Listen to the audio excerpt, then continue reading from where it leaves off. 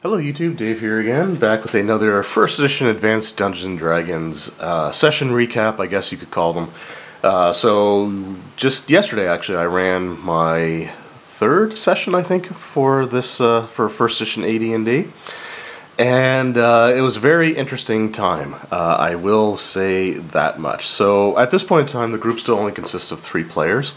I was actually honestly expecting there'd be more interest in the older versions of D&D in the area, but unfortunately it doesn't seem to have worked out that way.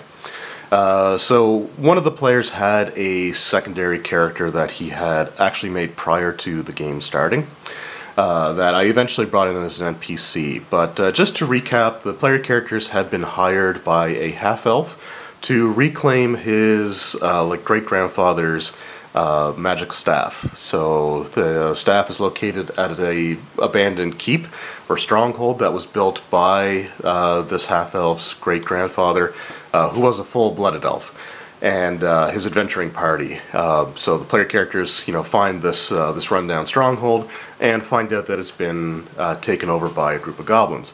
So I already talked about the first couple of sessions where the characters fought the bugbear, Clarg the Merciless.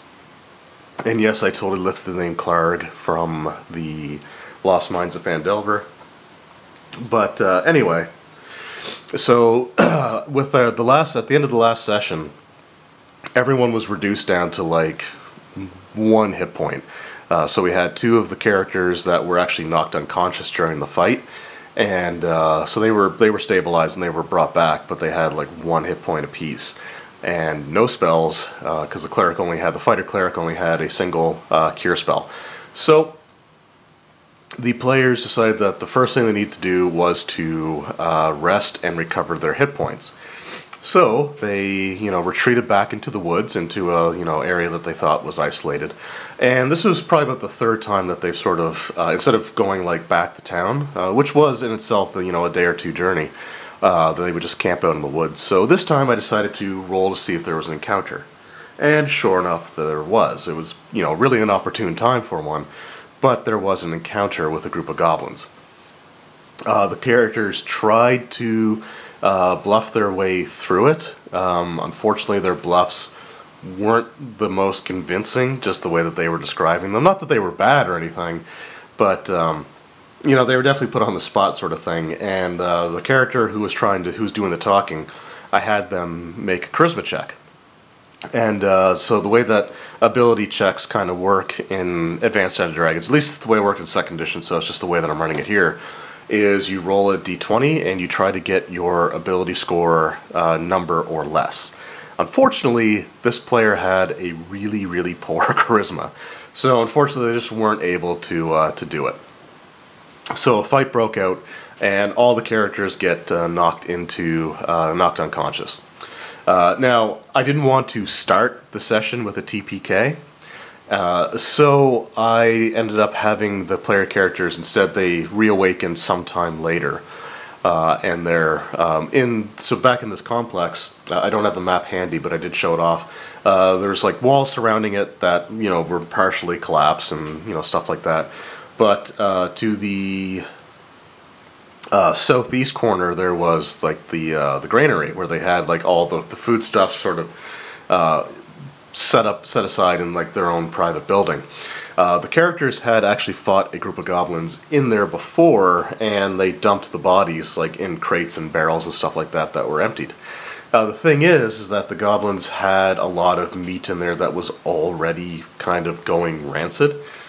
Just from like things that they would hunt and kill and just bring the carcass back and not deal with it right away. They certainly weren't stored properly or anything like that, so there was always sort of a smell of decay and stuff like that inside the building.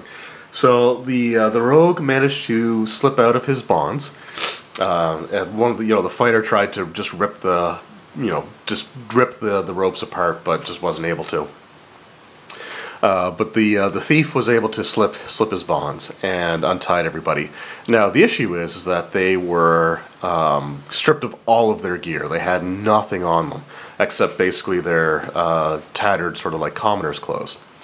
However, because they had stashed goblin bodies in the inside the same building that they were in, and because they didn't bother to take their equipment because they didn't think they were really worth anything, the players were able to at least get weapons. The armor, unfortunately, was of pretty poor quality and sized for the goblins. So, you know, the human and the two dwarves.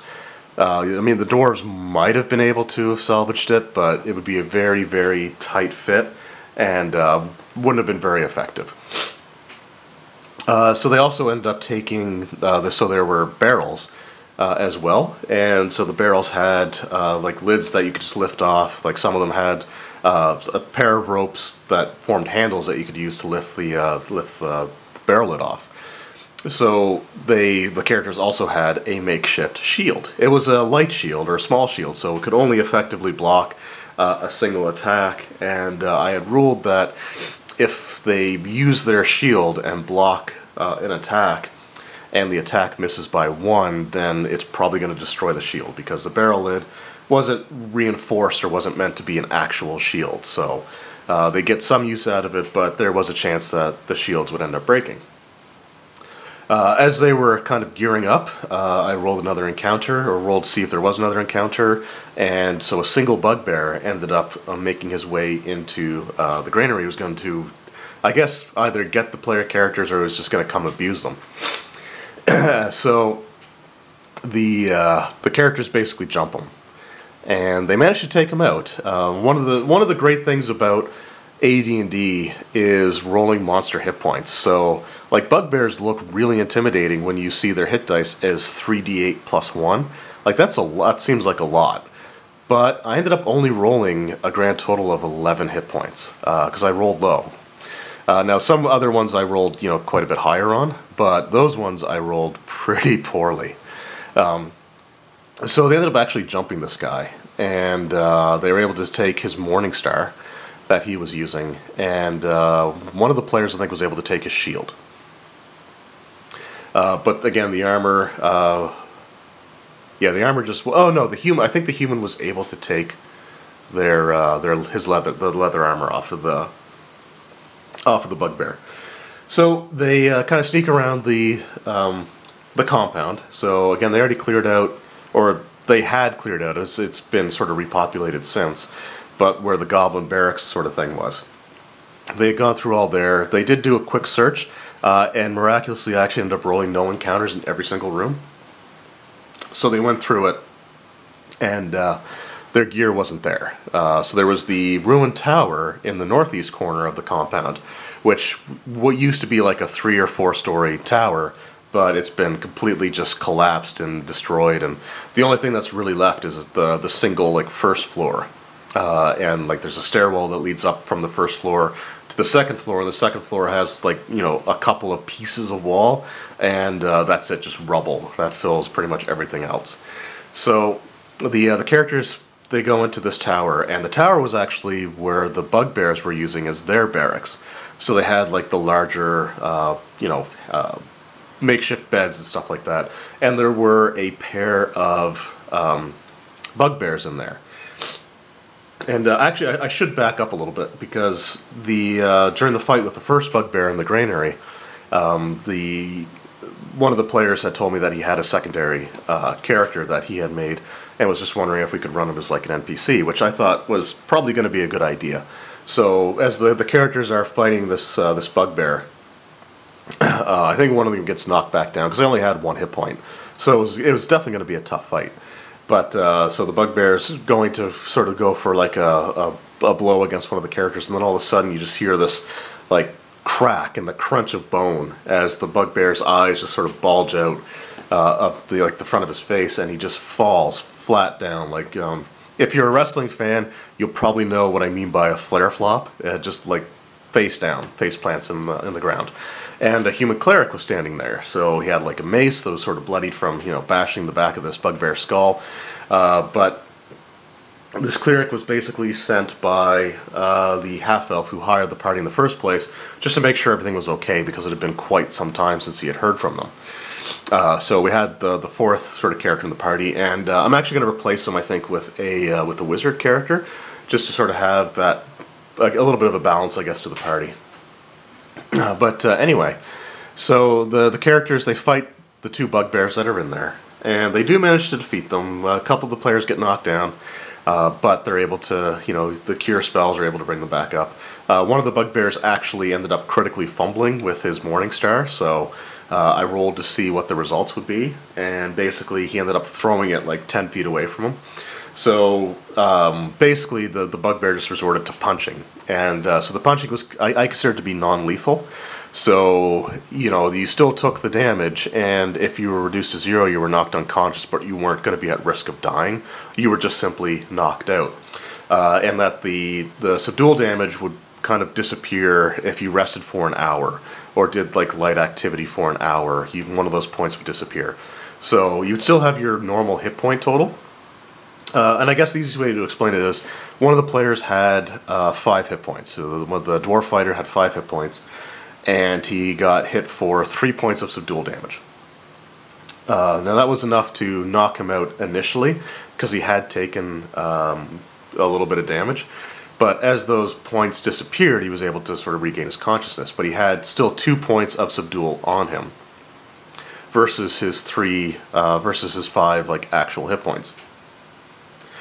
So if he ended up taking enough actual damage that if you add the actual damage to the subdual damage that was on him, it might cause him to pass out again, sort of thing. I don't think it's a rule in AD&D. I didn't find it anyway, but I just kind of went along with it and improvised along the way. So anyway, they're searching this area. They're searching the tower where the hobgoblin, or where the bugbears barracks was, and they wanted to see if they could find any like hidden treasure or anything like that. So they explained kind of where they were searching, what they were doing, and they were taking time because they wanted some of those subdual points to disappear. And they managed to do it, and they found a little treasure trove. It was hidden underneath one of the floor stones, basically lifted up, and there was this hidden stash below. And so I rolled randomly for treasure to see just exactly what it was that they would find. And so they found a fair amount of gold, which is good because you get experience points for finding gold. They found some potions that, again, like, I'm not typically in D&D games, I will just let the players know what the magic items are that they find. But in AD&D, I'm not doing that. Like, if they want, they can take them to town, have them identified, find out what they are. But I'm not just going to tell them in this one, because that's sort of half the fun, I think, with AD&D, is just trying to figure out what some of these items are. So they find, in addition to the gold, they find some potions, and 2 of them are healing potions. One of them was a vial of sweet water, which would, I think, neutralize poisons, stuff like that. But one of the characters just tried it to see if it did anything, and they weren't poisoned or anything, so there's really no effect other than it tasted kind of nice. And there's another one that they haven't identified yet, and I'm not going to say what that one is. In addition, they found a very nice-looking sword in the treasure pile, and they found a suit of full plate, or I guess plate armor. The one that gives you an armor class of 3 if you're wearing it just by itself in AD&D. Because in AD&D you start with 10, and the better your armor, the lower the number gets. So the dwarf fighter cleric immediately decides to put this armor on, and so he does, and it's magic armor, so it resized to fit him, sort of thing. And so it's like, okay, well, so these are your new armor classes. And he was pretty stoked, because having with a shield that he got off one of the bugbears, to have an armor class of 2 was pretty good for a first level character. Maybe even a little too good. So the characters make their way into the main part of the stronghold now. So there's this one large building that they haven't even touched yet. So they finally make their way in. They look through a couple of the windows, and they see some goblins and stuff in the rooms. One of the rooms was sort of like a lounge area where there was like a big fireplace. There was a self-serve bar in one corner, bookshelf, a sort of round table with comfy chairs. and another smaller table with chairs around it for people to play like cards or something like that. Because again, this used to be, you know, a stronghold, but created by these, you know, humans and elves and stuff like that, dwarves and like a group of adventurers. So they kind of wanted to bypass that because they still were lacking on some of their equipment. Like the dwarf fighter was still only using a shield and a scavenged short sword that they took. Or no, he was using a Morningstar at this point. That he took off one of the bugbears, but he still didn't have his actual armor. So you know, he felt a little bit vulnerable. So they go and you know, they're drawing the map as they go, because I gave them a player's copy of the map, which just had the shapes of the buildings, but you'd have to fill in the rooms sort of as you go. And they ended up making their way. They wanted to avoid the rooms with the encounters in it, so they make their way directly to one of the rooms that ends up being one of the hobgoblins' barracks rooms. So there's a room where it's just got like rows of bunk beds, like lining the walls, and there's a couple of like rows of bunk beds sort of in the middle of the room kind of thing. And so sure enough, you know, again, I roll for encounter, and when I roll for encounter, there's a decent chance that it's a list of like 8 things.